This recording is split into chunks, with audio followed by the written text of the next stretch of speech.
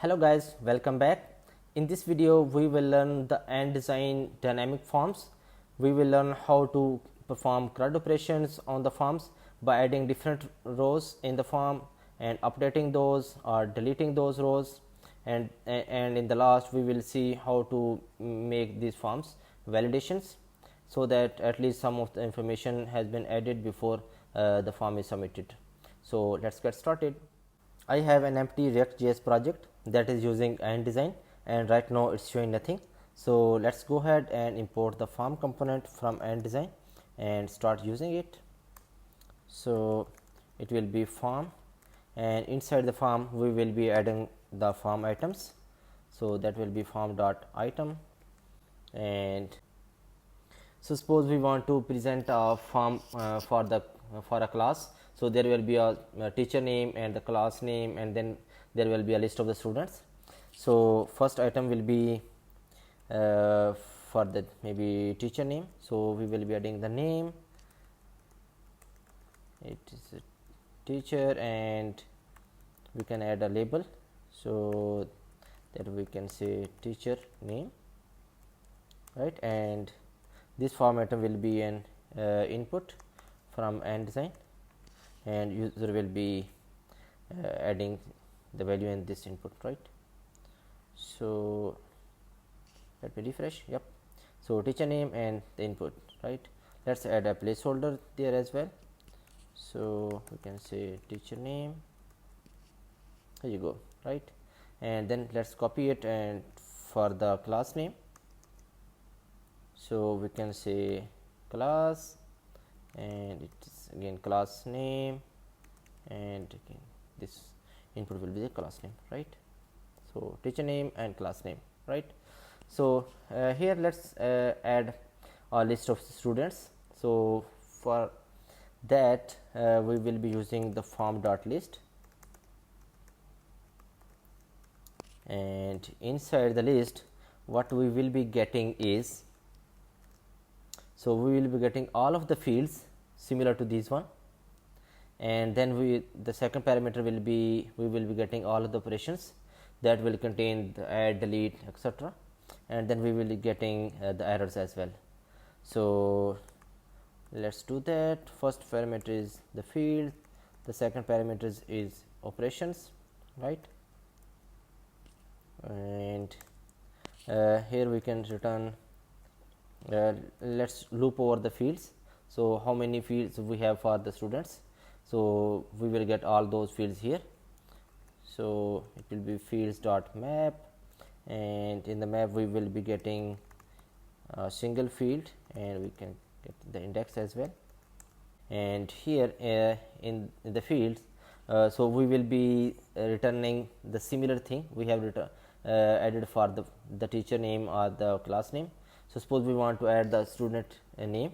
So let's copy this form item and return it here. So it will be form dot atom, and its name will not be the class, or we cannot say any single name here, or student or something we cannot say here, because we are looping on that, and all of these fields will have the same name, and when we update any of these fields, all of those will be updated. So we need a unique name here, right? So for that what we can do is, we will be getting the field dot name from here when we are looping, and then we can say maybe it is the first name, right? And its label, maybe we can say, so let's add student 1 2 3 like that. So instead of that student name, we can write that in backtick, and we can give the index. So because index start from 0, so let's add index plus 1, and then we can say student, right? So it will be saying 1 dash student, 2 dash student, second student, third student, and things like that. And in the input field we can say first name, right? If we save it, because we do not have any list here right now, and we can add the name for this list as well. so we can call this list as students, right? And once we have looped over the fields, after that we can add the add button. So it will be again form dot item, and inside that we can add a button. We can say add a student, right? If you save it, here you go, and let's make it type to maybe test, and let's make it block so it covers the whole space, right? And let's add an icon as well, that looks good. It is a plus outlined. This icon is from the and design icons. So I have a separate video on how to use and design icons. I will add its link in the description below. Okay, so we have a button add a student, right? And on click of that, what we need to do is, so here we have operations. So in the operations we will be getting the add as well as the remove actions. So let's add those. So what here I have done is I have destructured the operations into add and remove, and here on click of this add button we will be calling the add, right? If I save it now and click on the add, so we see the first student first name, second student first name, third student first name, it's adding, right? And we can change it. Maybe we can say first name is David, second name is Johan, third name is Smith, right? And we can print those as well. So let me console. So what's it's saying is that each item in the map should have a unique key. So here we can add a key which is field dot key, right? So now if I save it and add students, so no complaint for that, right? And we can, let's print out the values we have added here. So that will be on the on finish function of the form, and let's create a function for the on finish here. Const on finish is, we will be getting the values, and let's console all of the values, right? Save it, and let's add submit button here. So after all of these field items, form items are done, let's add a button from end design, and we can say submit. There you go, the button, and we can say its HTML type is submit, and its own type is maybe primary. Okay, looks good. So now if I submit, it will call this on finish function, and in the on finish we will be getting all of these values. So the name is undefined, the class is undefined, and student has two student array contain two objects, both first name first are undefined yet. So let's add few values. Amir, class name is maybe learning and design, and first name maybe David, Johan, right? Now if I submit it, so what values I get? Class name is learning and design, teacher name is Amir, and student, there are two students, and the first student name is David and second student name is Johan, right? So we can add any form here, any dynamic form here. So we have added only the first name, we can add the second name as well. So here let's add that in the form dot item. So let's return the space here, and and in the space we can say its direction is it's horizontal, so the first name and the last name horizontally, and we can give it a size of maybe 12 is enough. And instead of the adding the key here, we can add the key here, so that all of the when we are mapping over it, so it has a unique key, right? Here you go. Let's change the style of this form as well, so it does not look. So we can add a style, and we can say width of maybe 500 pixels is enough. Yeah, looks good. Okay, so now we have student first and last names. So here for the first field we have added the label, so we do not need the second label, this one, right? And the name for the first field is first, the second field we can or we can say it's the last name, and placeholder is last name, placeholder is first name, right? So what we have added here in the map, we have added a space that says align the items horizontally, and there are two items in that, two form items. First form item is that has a label as well, and its placeholder is first name. There is a second form item that's name is last, and it only has the input with the placeholder last name. It does not have the label. So let me show why I have not added the label. So because we are showing in horizontally, so this label makes sense, but here we do not need to show another label. First name, last name is enough, right? And also we can add the third item here as well, and so on and so forth. So let's add one more item. So these are the inputs. Let's add a select or the drop down here to make it a little complex.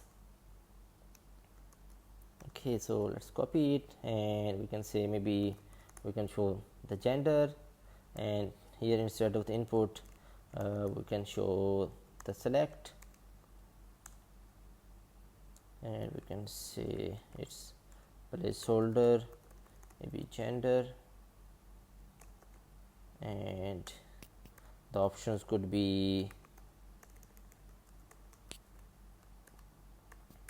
it will be array of male, female,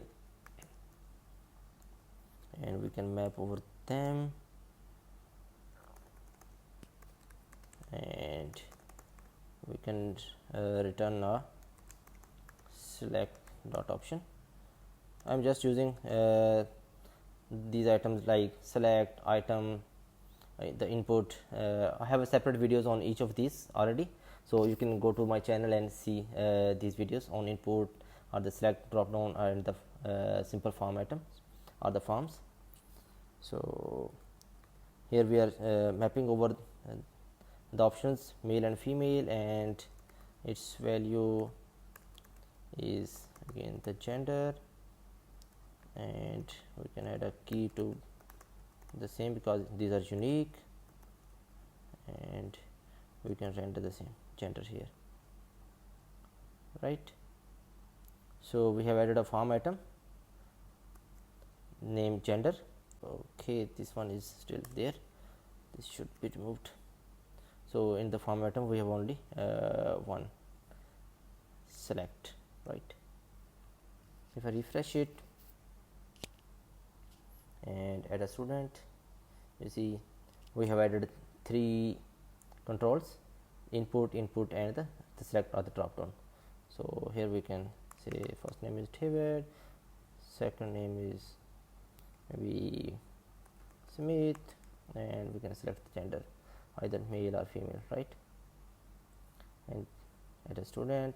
If I submit it, so you will see there are three students, and first student has name David Smith and gender is male, and second student gender is female, and first name and last name we have not added, right? And third student we have not added any information here. Okay, And also we can make any of these fields as required. So suppose when user is hitting the submit, at least first name should be provided, so we can do that as well. So let's go to the form item for the first student, and we can add the rules here. I also have a separate video on that for the form validations. I will add its link in the description below as well. So we have a detailed discussion on the form validation in that video, but for the completion of this video we will touch base some of the rules here. So we can say required is true, and in the message we can say first name required, right? So now if I submit, it says that first name is required. At least you have to put the first name to proceed, right? So now if I put at least the first name, so then it is going to proceed. And we have 3 students, first name David, second student first name is Johan, and third student first name is Smith, right? Okay, so here we have added we have learned how to add different rows in the form. So now let's add a delete button or the minus button here. So in this space where we were returning these elements, so after we have added this drop down, so here the drop down ends. Here we will be adding, maybe we can add a minus circle outlined, right? And let's save it how it looks like. Yep. And maybe we can give it a style, and we can say height is 40. Okay, sorry, spelling error. Okay, now it's aligned, right? And let's add its color to red. Okay, and on click of this, what we need to do is we can call this remove function. So we can say remove, and we have in this fielder name actually contains this index which is it's asking from us. Okay, save it, add a student, and delete, right? Add a student. I have added David, Johan, and Smith. Okay, so if I delete this one, so Johan should be deleted. Here you go, David and S are still there, and if I delete S, David should be there, and if I delete this, all of those are deleted. Let's add once again David, Johan. So let me submit, and you see David and Johan are there. And if I delete maybe David, so if I again submit, and in the values we should only get the Johan, right? Here you go, only Johan is there. And if I update this one to maybe Johan S, or maybe we can add Smith here, and now I submit and go to the values, and in the students, first name is Johan S and last name is Smith, right? So we can add similar rules for the teacher name and the class name, those if those need to be required as well. So let's quickly add in this. So in the rules there will be array of objects. We can say required is true, and in the message we can say teacher name is required. If I save it and now submit, it should not allow teacher name is required, and if I add Amir, it is allowing me to submit, right? And same goes for the class name. If we want to make it that is required as well, so let's make that as well. Let's copy and add it here, and we can say class name is required. Now if I refresh, teacher name, class name, and submit, these are required. Add students, the first names are required for this. So let's add Amir learning and design, first name David, last name Smith, and maybe gender is male. Let's clear this out. And second student is John, and female. If I submit, it should not allow. And maybe again David A. Okay, submit. So we are getting teacher name and then class name, and in the students we are getting array of 3, David, John, and David. This way we can add the students or delete the students from the list, right? So there could be some cases that we already have a list of students and we need to populate in the form, so we can do that as well using the initial values. So let's define initial values. So we can say const initial values. So it will be similar what we have here, right? So the first form atom has a name of teacher, so we will be saying that teacher is Amir, and let's skip the class name. Maybe we do not have the initial value of the class. And then in the students, that will be an array. So we have defined that form.list has a name of students, so we will be copying this one, and same should goes here. So in the students, suppose we have the 2 students, and we have the first name of the second student, right? So we can write it here. So whatever information we have, we can write in the initial values, and as soon as this form is rendered, it should render according to these. So we have defined the initial values, and in the form we have to pass these initial values in the initial values prop. So now if I save it and refresh, so here you go. So we have initial values of teacher name as Amir. We do not have the initial value of the class name, but we have 2 students. First student has no information, and second student we have information for the first name, and that is David, and that's already there. And although we have defined the initial values, we can change these as well.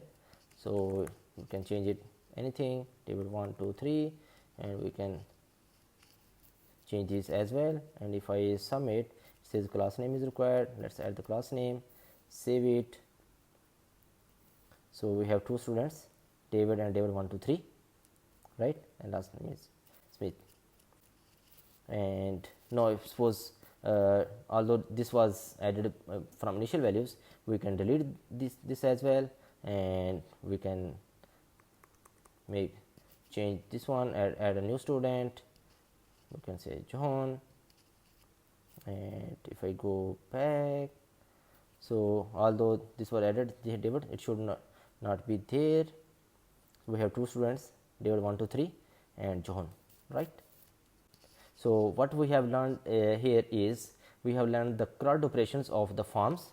So we have learned how to create or add new students, and how to render the initial values of the students, or how to render the new students. And then we have learned how to update the initial values for any form record, or how to update the new values. And then we have learned how to delete these values, right? So almost all of the CRUD operations we have performed here, and we have learned that, right? So here we have rendered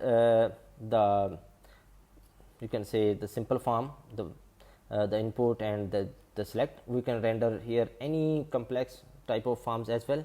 So the idea is the same. We will be getting the fields and the functions. So here we will be mapping over the fields, and here whatever we need to show in the form, here we will be returning that in this area, right, in this map, right, and that will be shown here, and we can add different rules on these fields, and then the form should be behaving accordingly, right. So that's it on exploring the dynamic forms or the CRUD operations on the forms. So if you have any questions, please let me know in the comments below, and if you have learned something in this video, please hit a like, subscribe to my channel. See you in the next video. Thank you.